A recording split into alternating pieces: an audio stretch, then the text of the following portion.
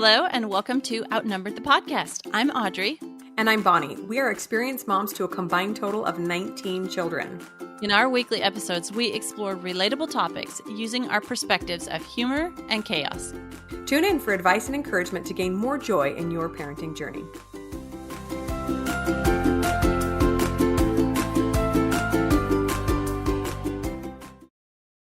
Hello, friends. Welcome back to another episode. Today, we are doing another segment in our series on what I would tell a younger me, which we just love to talk about because our poor younger selves, they were just doing the best they knew how. And we're sharing these thoughts in hopes that it will help some of you who are a little bit earlier on your path of motherhood just relax a little bit and know that you are doing an amazing job. So today, we're addressing the ever-present frustration of having a messy house. Yes. And we're in this series, we're trying not to be and say things that would have annoyed us when we were our younger selves. Like, we don't want to make ourselves, like, our younger selves slap us. It. Yeah. Right. You'll miss really it. Yeah. As if you're going to miss a messy house, right? Yeah. Right. Right. Not super helpful. Even though you might get there, you might get to the point where you miss having little socks strewn about everywhere, but that's not helpful while you're in the middle of it. We're going to give you some helpful tips. So I don't know that I'll ever miss dirty underwear on the floor. No, never that. So speaking of messy houses, yesterday we had some company. We had some overnight company, and I was working very hard to, keep the mess contained in progress as it happened. And so finally, I was finally getting to sit down at a meal after a meal. We were kind of just finally getting a moment to breathe and discuss. And I was like, the house is kind of, clean. And then my half-naked 2-year-old toddles into the room and says, "Mom, I need your help." And here the toilet was overflowing, and then into the kitchen, right off the bathroom. And so I just in preparation for overnight company, went and got a couple little, different things, like a new toilet paper holder that stands on the floor. And apparently he was really attracted to it and found it really fun just to reel that toilet paper off of there and into the toilet. And it was very fun. And then, so, oh, dang it. So here I'm on my hands and knees with the company and my half-naked toddler running amok and trying to get the toilet mess stopped up and from going in the kitchen too far. And good times. So, little stinker. And they're just so cute. And yet poop running all over your floor, or toilet water just in general. Less cute. Not so cute. Good times. Yeah, kids just... This is a surprise to exactly no one, but kids are very messy, right? They just leave stuff everywhere. So we are going to address that today. But to start off, to just say and remind you, it is completely normal. It's just are you familiar with the book Everyone Poops, Audrey? It's a great one for potty trainers because it just reminds everybody this is totally normal as they're learning how to do this weird function on the toilet, It's totally normal. And just like everyone has to go number 2, everyone who has children has messes. Some of us hide it better than others. And that may or may not be a good thing. We're going to talk about that. But we're just going to offer a little bit of hope in case you are just going nuts with the mess. All right. We're dividing this episode into 3 parts. Prevention, how to, stop the mess before it starts. And purpose. So why? What's the purpose of your house, and the why behind the mess, and maybe even the why behind why you want a clean house or want it cleaner. And then peace. So accepting your life the way it is and loving it, or at least making peace with the mess while it's in progress. Right. I think that our homes are so important to us, especially as women, as moms. We like to think that it reflects on who we are as a person or as a mother, when really it just reflects on, how often we make our children clean up their messes, right? It really doesn't reflect anything on us personally. But it helps to break things down and try to understand where the mess is coming from and what it does mean, right? And so we kind of broke it down into this simple phrase. A mess happens when someone has used something and left it somewhere. So in order to fix it, we got to address one or multiple of those things. Right. So first off, we just start with gratitude. Let's be thankful. One, we have a house, right? We talk a lot on this podcast about starting with believable statements. So I'm thankful I have a house. That's a good place to start, right? And then number 2, we have people in it that we love. And yes, that's you like stop there, not what they're doing with the house, but there are people, there are other people in the house, so we're not alone, and we're thankful for them. And then number three, another thing we can be grateful for is, and a believable statement is that we have lives, blessed lives that let us purchase and use wonderful things. So we are very blessed. So those are three. Gratitude. I love starting with gratitude. Thankfulness is a good place to start, and those are really three super believable statements that when we start from the position of gratitude, then we're putting ourselves in the proper place mentally to then we're in a good place to deal with the mess. Good thoughts. Yes, absolutely. Anytime I have a struggle with a person in my life, I have to go back to that gratitude because it's so easy to get irritated at the things that they do when you kind of gloss over the fact that they exist, right? Like, oh, my husband drives me so crazy. But I have this wonderful husband who sometimes drives me crazy. Totally normal. I have this wonderful child who leaves messes everywhere he goes. He is such a beautiful soul. I'm so grateful for him, right? Great place to start. I love that. And so going back to these three things that we can address, in order to avoid the mess, we either have to address the person making the mess, which in all honesty is sometimes us, right? We know that. Ah, yes. Or the thing that they're leaving out, or multiple things, or where they're leaving it, right? Address one or multiple of those things. Considering the fact that we probably won't be getting rid of the people that are leaving the mess, right? We're probably just not going to sell the husband or the kids, and it's probably time, but it might be time for some new training, right? So just addressing the person. Maybe it's just time for a new chore chart, or to sit down and say, guys, has anyone noticed that we kind of are tripping over stuff all the time? How can we make that better? How does it feel when our house is picked up? What are your thoughts? Just kind of brainstorm a little bit.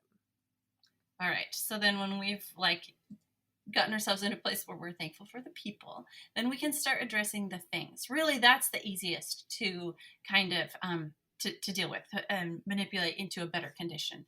Maybe more trainable than the people. So, oh man, we have some really good episodes about stuff, and we've talked about this. And we have two specific episodes targeted at systems and organization and planning. So we'll link those in our show notes because those we dive really deep into stuff. But the best place to start is just get rid of stuff. So a very common organizing, house cleaning person uses a phrase, does it spark joy? So does it spark joy? If it's not, like you are so unhappy that it is out that you can't even find the joy of having it, then it's not sparking joy anymore. And that's a good place to start. Get rid of it, donate it, someone else can use it, open yourself and your house up for other things. And also, I am so aware that when I get rid of physical clutter, I get rid of mental clutter. So, as I said in our episode, I think it was with Chanel, that everything represents a decision. And what really is at the bottom of it for me is decision fatigue. So, I have so much freer mental space when I have less physical stuff. Yes, another phrase that I love, I was taught this as a child, was everything you own owns a piece of you, Oh, which is really alarming to think about. Every time you buy a new top, then it requires some time to wash and to hang and maybe to iron and even to just decide whether you want to wear that or not. So every little thing that we own is going to take away a piece of who we are. And sometimes it gives more than it takes, right? Like my children's socks, for example, don't particularly spark joy, but they give enough to my life. They make my children safe and comfortable. Warm and comfortable, I guess not really safe, but anyway, enough so that I keep them in my life, right? So you have to just make that decision. Does this thing give back more than it takes? And am I willing to give away a little piece of myself in order to keep this thing around? Maybe not, right? Love that. So finally, we can address the issue of where. So if things are being left out, it might be just that there's not really a home for them, right? Is there a place for everything and everything in its place? Maybe not. I struggle with that sometimes. Everyone's home layout is so different. And as your family grows and changes, you will need slightly different have slightly different needs from your home than maybe 5 years ago. So it's this constant addressing of the needs and how your house can fulfill that, and maybe moving things around, changing things a little bit.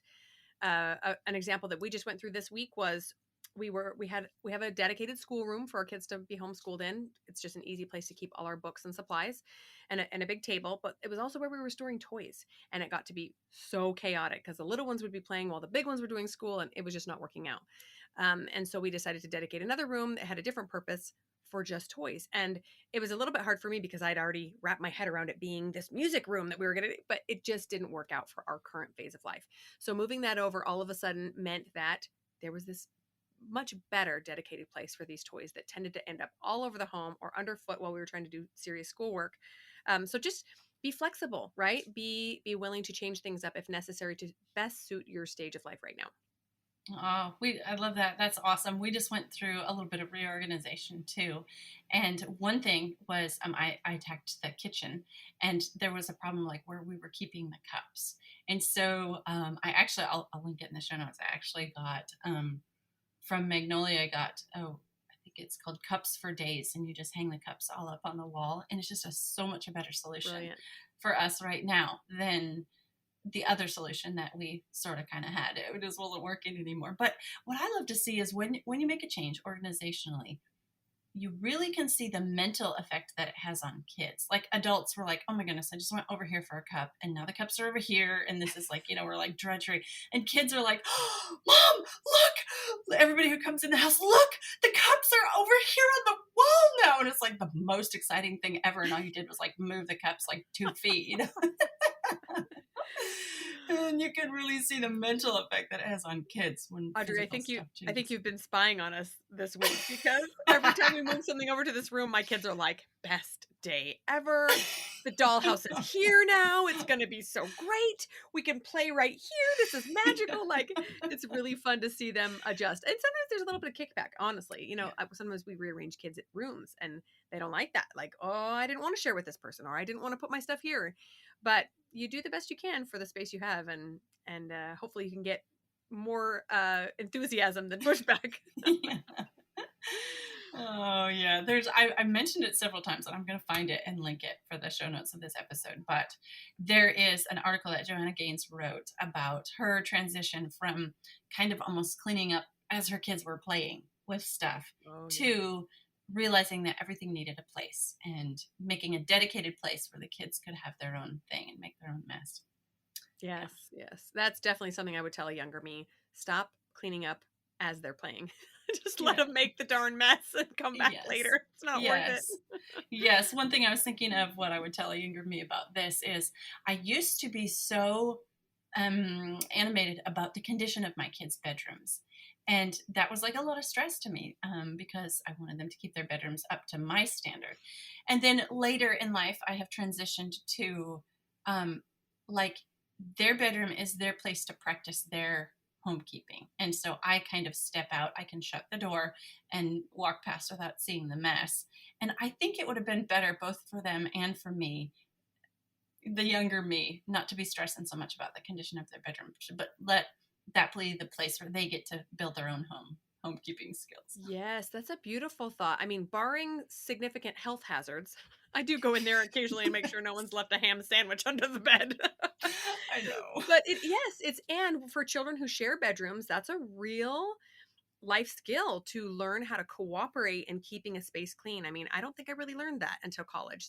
There was so much friction, like, oh, you leave your stuff out and you never take out the garbage. And I was actually the person they were saying about, but to learn that skill early on, that's beautiful, right? And they're not going to get it right for a long time, and that's okay. And maybe their level of okay is way below your level of okay. And you might just have to learn to be okay with that. Yeah. Okay, purpose. We're going to move on to the second part is what is the purpose of our house and why is the mess there? So if we stop and we go all the way back to the moment about what drew us to our home, is it the layout? Is it the neighborhood? Is it the aesthetic? Is it the feel? Potential for family parties, get-togethers, game nights, tickle fights? What is the emotion behind your home? Like, why did you originally choose your home? And even thinking about this, back to when we spent a lot of the years in our younger parenting years renting. We hadn't bought a home yet, so maybe not like our ideal forever home, but just thinking about what was it about those things that added the emotion or the home part of home to it for us. Yes, that's a beautiful way to again, find some gratitude for your home, right? Especially if you've been in your home for a long time and maybe your family's even grown more than you thought it was going to in this home. Maybe you're feeling a little cramped, or maybe whatever, things have changed, your needs have changed, and you're starting to feel a little bit irritated with your space, right? To go back to that initial feeling. This is funny because every April is the time that I'm the most grateful for my house, because we saw the property in April. We walked through in April, and it's just a beautiful time of season here in Arizona. Everything is in bloom. It's just mildly warm. The heat hasn't hit, but it's not cold at all. It's just gorgeous. So every time April rolls around, I'm like, oh, I have all this outpouring of gratitude for my home, because that's when I fell in love with it, right? So maybe you can channel some of those thoughts back in, so that we can stop getting so caught up in everything that's wrong, right? Especially when we start looking at the mess and, oh, I was going to do that one thing to decorate that one wall and I never did, and oh, look how awful it looks. Just that rabbit hole is not good. In the end, we need to remember that a home is a couple of things, right? It's a shelter for the people we love, super crucial, like you die without shelter. And it's a place where our memories are stored. Maybe okay, stored in our brain, but where they're created. And that's why leaving a home, moving, or going back to visit an old home is so emotional, because it brings back this flood of memories and special times you have with your family. And what a privilege that you're giving this space to house your family's memory. You just have to think about that a little bit more emotional side of things, so you're not so Oh, irritated. yes, that is such a good example about thinking about going back to your childhood home or a home, previous home, and what emotions does it invoke? And then, like, extrapolate that forward. What emotion do you want your kids to have when they come back to their childhood family home? Maybe it can spur you to, like, write a purposeful statement or a theme or a motto for your home. Hang it where you can see it, hang it where everybody can see it. And then, instead of being consistently critical of your home, you can just, like, focus on that statement, and you all can focus on that statement. I know, going back to the rental homes that we lived in, I did have to learn not to be focusing on the things that I couldn't control about those homes, because there's a lot you can't do with a rental home. And maybe I've gone overboard in our home that we have owned, because I'm in control and I can make I changes, can and I do all love the it. things. Hey, this wall, take it down, or whatever. Oh, but just learning, my younger self learning to not focus on the things I couldn't control, but the atmosphere, the feeling, the aesthetic, the love, the emotions being generated in the home. That is definitely something we can and should control. Right. Isn't that the moral of life, right? Is to focus on the things that you can control, and on the purpose instead of the circumstances all the time, right? Because we're all irritated by our circumstances. There's all kinds of things we can't change that we could focus on and just be angry about all the time. So we came up with a couple different purpose-driven statements that we want to just suggest to you guys. And again, this isn't meant to add stress. You don't have to write this up in a big, pretty poster and put it on your wall, but just think about it and maybe come up with one on your own, so you know what the purpose of your home is. One is, my home is a safe and pleasant place where my children learn, laugh, and love. Isn't that beautiful? Safe and pleasant. We didn't Yes. say we didn't say pristine. We No. didn't say perfectly decorated, Mm-mm. right? Or We our didn't say home. clean. We Clean. didn't even say clean. That's right. No. Right. Just pleasant. Another one is, our home is a haven from evil and harm, where our family grows in peace and friendship. Right? Think about those really essential characteristics of your home and your family that you want to keep and grab onto tight, and let go of the rest. And maybe having a clean home is really important to you, but what exactly does that look like? Does it just look like stuff picked up off the floor? Like, what's a realistic expectation that you could incorporate then? We have a pleasant and tidy home, right? I like the word tidy. That seems like things are relatively put away, but baseboards might not be washed. Like, give yourself a little bit of grace there. Yeah. One thought I was struggling with a while back was, I was looking at my messy house, and I was having this thought. I don't want my kids to think that I am okay. Like, mom was okay with this level of a messy house. Like, I don't want them to, when they're making their own homes, think like, well, mom's standard, it was pretty low. And so, but I want them, instead of focusing on what they may or may not think about the cleanliness level of the house, I think it would be better for me to focus on, what they feel, what home is, what it means to them. And that be something that they would want to replicate in their own homes, because the cleanliness level they may or may not be okay with or want to replicate, or maybe marry a spouse who has a different standard or level of clean. That'll all come into play. But definitely, I think that a home that's safe, pleasant, free from evil, harm, haven, those kind of things are definitely something that we can inspire our children to replicate in their own homes. I'm really glad you brought up the feelings, because I like to think of my threshold of cleanliness as kind of like a bell curve, right? Like when it's really messy, I am so angry. And also when Yeah. it's really clean, I'm angry because I've had to yell for like half an hour to get everybody, let's be honest, a couple hours to get everybody cleaning.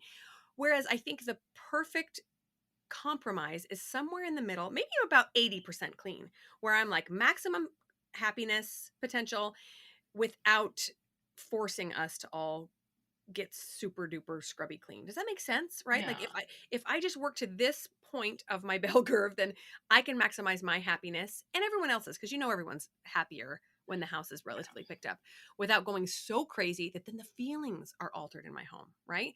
Could I have a pristine house? Sure, and everyone would hate me because we would all be walking around doing mom's bidding every second of every day. Don't put that there. Don't put that there. And that is not how I choose to live. That's not the feeling I want to maintain in my home. And so you get to decide what your threshold is and where you can match up your maximum happiness with just the perfect threshold of cleanliness. Hope that makes sense. Yes, I'm kind of going off script here, but I spent 2 days last week deep cleaning. And my thought going into it was, I'm doing this for me because I don't like this. And so I just spent 2 days I didn't ask anybody to help me. I didn't require anybody to, scrub baseboards along with me. I was just having this, afterwards I was referring to it as my cleaning rampage. Mom's on the rampage. Don't bug her. Shh, everybody, shh. Don't talk to her. She's going to ask you to help. Oh, but I went into it with the thought is like, I'm doing this for me. Like, I didn't have the thought, I'm doing this for my kids and they should be grateful. And, like they should try to keep it clean after this. It was just like, I'm just doing this for me. I know that I'm the one that needs this cleaned, this floor mopped. My kids don't care. In fact, probably, they'll track mud on it again before it's even dry. But this is for me. It's going to make me feel better. And I think that was something maybe I could have whispered in my younger self's ear, is do it for you. So then when I'm doing it for me, I'm not focused on my kids' lack of gratitude or lack of help or anything. And I'm more focused on like, I want to feel good about cleaning. So I'm not going to be yelling at kids to be helping me clean, because that's not going to make me feel good about being clean afterwards. And you know what happened, interestingly enough, was a couple of my kids wandered in and they're like, oh, cool, Mom, what can I do? And so I was like, you know what? The top of the refrigerator hasn't been touched for about 6 months. You want to tackle it? Oh, yeah. Have at it. You can join my cleaning rampage. Yeah, and it's so much healthier than running around going, oh, these dirty, rotten kids, socks here and half-eaten apple here. It's just, you're like Snow White whistling while you work and going about your day. Your kerchief tied around your head. So much more pleasant. Oh, all right. Now let's think about the purpose of our things. Most of us can probably admit we own way too many things, too much stuff. But there is a lot that improves our way of life. So, like, we don't have to have. I think when I walk down that aisle at Walmart that has the what is it called? The As Seen on TV.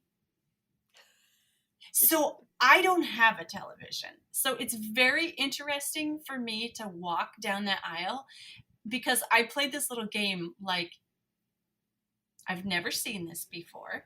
So here is a bunch of stuff that I didn't know I needed. And guess what? I still don't need it just because I've seen it.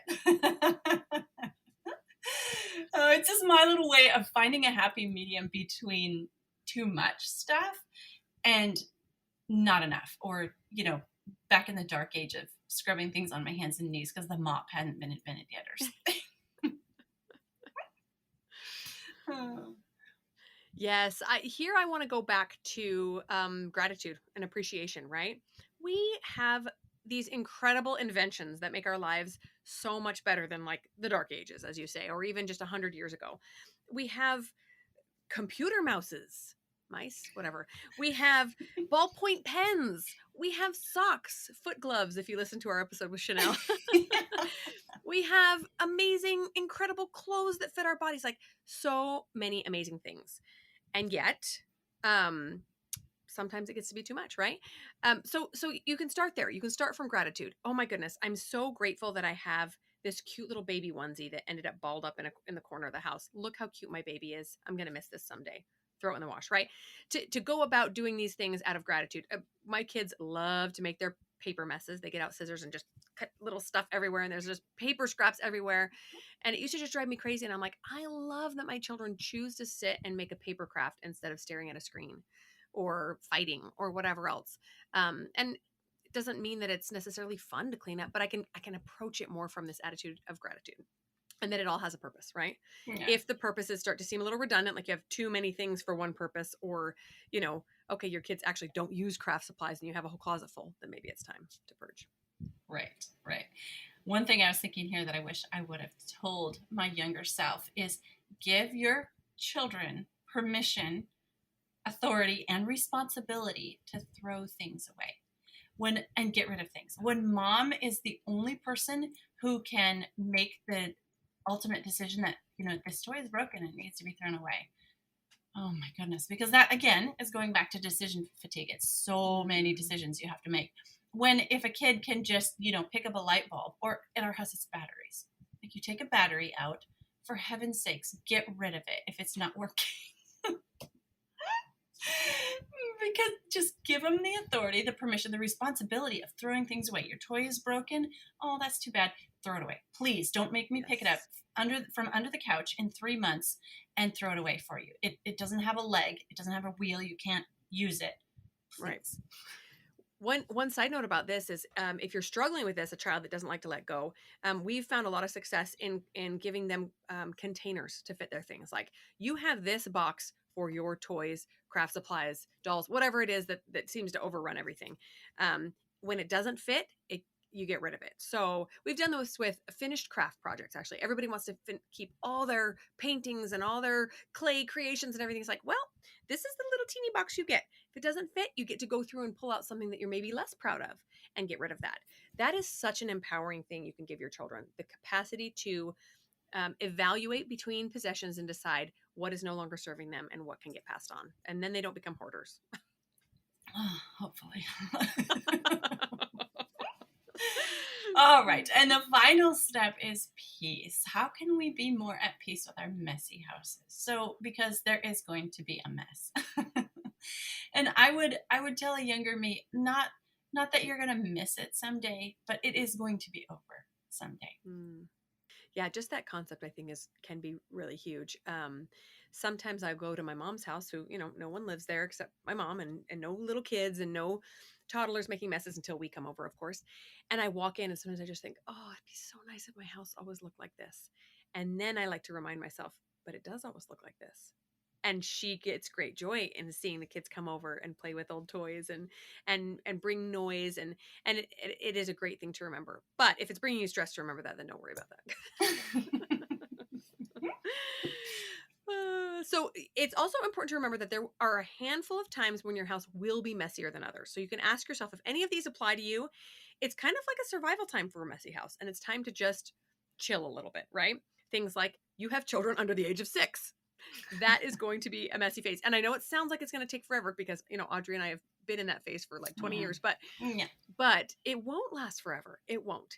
So kids under 6 means your house is going to be messier than many people. If you don't have any older helpers, and I'm talking like 12 and up. Yeah, kids 8, 9, 10 can help as well. But the teenagers are the ones that can really be helpful. And if they're not around, or all of a sudden you have them, but they're busy with work and school, then you also might see an increase in mess, right? Maybe you're a solo parent, maybe full-time, maybe just part-time. Your husband travels a lot.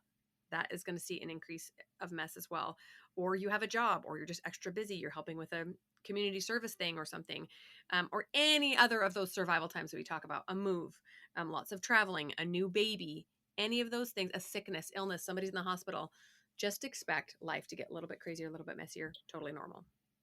Yes, and that's where the peace comes from, is letting it go. Yeah. So if you're in one of those times, how can you let it go? How can you take the pressure off so that you can feel more of that peace and less of just the weight of the mess? Can your husband help you? If he doesn't like to clean or doesn't care if it's clean, can he take the kids in the evening so you can clean? Can you pay some cleaners? Can you hire a neighborhood team to come help clean or take care of kids so you can clean? Can the kids spend more time outside so you can keep things tidier inside? Um, can you have one thing that I've done is the 4 o'clock afternoon chore time that really did save my sanity, so that I knew that yes, it's a mess. Absolutely, it is a mess. And at 4 o'clock, there is going to be a time when we're all going to pitch in. And we're all going to make it clean again. So where can you find that peace? Yeah, as a homeschooler, that's especially important. Or if you're a public schooler whose kids are home in the summer, right? You got 3 months of extra messes. How are you going to carve out a way for you to find your sanity? And even if you don't have the means to hire someone to help, what about just swapping play dates, right? You call up a friend and say, hey, can I send my kids over for 2 hours while I scrub this floor because it's so gross? And then you send yours over. I'll keep them outside, of course, because now my house is clean. And you could do the same to yours, or swap days. There's a lot of options if you get creative, right? Or my other alternative is maybe the only shift you need to make is a mental one. Maybe you are giving yourself such a hard time because in your mind things are not as they should be. This is too messy. This is too chaotic. There's too much stuff. It's just gross. What kind of thoughts are you saying to yourself about your messy house? And sometimes this is a real shift if you haven't started listening to your thoughts in the past, but you can make minor shifts. So for example, this is so gross. I like to tell myself that a lot. I walk into the bathroom. This is so gross. The bathroom that only the kids use, right? Oh, what are you thinking? Maybe I can switch that to, oh, it's normal. The kids leave chewed up gum on the floor and dirty underwear, and someone spilled their cup, and this is normal. This is what kids do, right? Or no one helps out around here. To, oh, it's time to revamp our family chore chart because it looks like kids are forgetting their responsibilities. Or I hate crafts because they're so messy. These are all thoughts that have come out of my head in case you think I'm being judgmental. To something like, I love that my kids play so creatively. I'm going to give them another 20 minutes and then we'll clean up so that I don't have to look at this all day long, right? Just these minor shifts that help you get to a place of peace and acceptance of your wonderful life while also making progress to get to a place that's a little bit less stressful. Yes, yes, those are good shift and replacement thoughts to use. We did want to say that you need to be watchful for thoughts that are like destructive, like it shouldn't be this way, or something is wrong with me or my kids. Um, if you have kids, it's normal that there's a mess. It really is. Everything's just exactly happening. If you have a mess, that's the way it's supposed to be. And so maybe go back to those thoughts that we shared at the beginning, but more believable thoughts. I have a house, I have a family, and start there. But watch out for those, like those destructive thoughts that make you like wanting to get rid of the people instead of the stuff. Like that. That is something just to be cautious of. Yes, love that. Totally. And then finally, we suggest, like I kind of mentioned before, determining a tolerance level. And this is probably best done with your spouse with you or your kids involved as well. And just say, guys, we've noticed that we love the way our house feels when it's clean, right? And it's a little bit harder when there's stuff on the floor. Maybe we can get to a place where we determine that it's an appropriate level of clean. If it falls below this, that we do a quick pickup, right? And this is a little bit hard to determine because it's not, like, well, when the mess reaches 3 feet high, we start cleaning. Waste level, too much. Waste level, start getting rid of stuff. But sometimes it's just kind of you're eyeballing it, or you notice your own stress level raising. So I personally have thought about this a lot, and I've noticed that for us, if the house gets to a point where it's longer than 15 minutes to pick it up, right? So if company was coming in 15 minutes, I said, everybody pick up now. And we all ran and picked up and there was still mess, then that would be too messy, right? So again, it's very subjective and it's kind of hard to define, but you probably already know, right? It's probably okay to have like 3 or 4 dress ups on the floor, but when the entire bin is dumped out, you're like, or it's okay to have the Legos and the dolls out, but when the Legos and the dolls and the this and the, and 15 types of toys are out, then it's too much. So just kind of determine that for yourself, define it, communicate it to your family and say, doesn't that feel so much better when we keep it to this point? And then you just kind of have to watch for it. Like, oh, we got 3 or 4 toys out. Let's pick them up until we only have 1 out. And then that's so much easier to maintain. Yeah, that is such a good baseline. 15 minutes from a clean house. Well, it's a great one for us because we live about 15 minutes away from town. So if someone is coming up, they would give it, hey, can I pop by? Yep. We got that time. We've put in place a couple things that are kind of going back to like the first part that we're saying, like the prevention, but some hard and fast rules that we do so that, like, this is my tolerance level. So like one thing that you were mentioning was 1 kind of toy out at a time. That is my tolerance level. I can handle 1 kind of toy all over the floor. I can't handle 4. You can't have the Lincoln Logs and the Barbies and the toy cars and the trains. Just 1. But you have to communicate to your kids. You can't just think that they know that you have another rule we have is no food upstairs, no food or shoes upstairs. So if they don't know that, you can't enforce that rule. Yeah. And then, like I mentioned before, we have an afternoon chore time. So if you decide on like 1 or 2 times a day, everyone pitches in to get it back to your baseline level, like afternoon chore time. And, we have an episode all about kids and chores where we really kind of dive into what specifically we expect for certain ages and how we help them learn that and do that. So you can go listen to that episode too. But just to get it back, like I said, that was just a really big stress release for me to know that both after breakfast and at 4 o'clock in the afternoon, everything's going to be back to a state where I can breathe easy, and the rest of the time I can let it go a little bit more. So working toward that piece.